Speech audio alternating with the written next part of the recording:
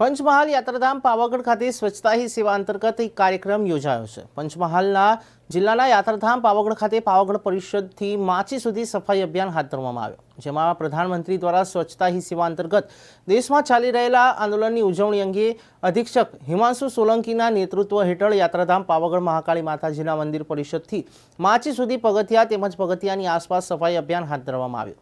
જે કાર્યક્રમમાં નાયબ પોલીસ અધિક્ષક વિજય રાઠોડ કાલોલ વિભાગના તથા પંચમહાલ જિલ્લાના 225 જેટલા પોલીસ અધિકારીઓ તેમજ કર્મચારીઓ ભાગ લઈ કાર્યક્રમમાં જોડાયા હતા।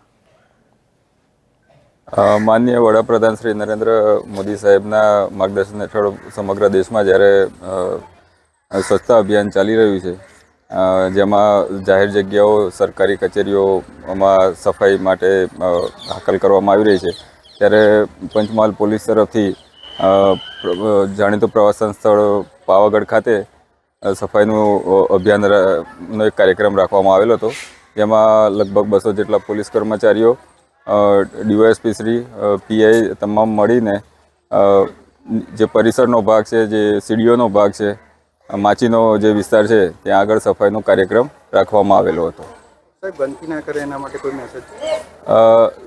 આ જે કાર્યક્રમ રાખવામાં આવ્યો હતો એ લોકોમાં સ્વચ્છતા માટેની એક જાગૃતિ ફેલાય તથા લોકો ગંદકી કરે નહીં એ માટે પણ એક અપીલ માટે પણ આ કાર્યક્રમ કરવામાં આવેલો છે।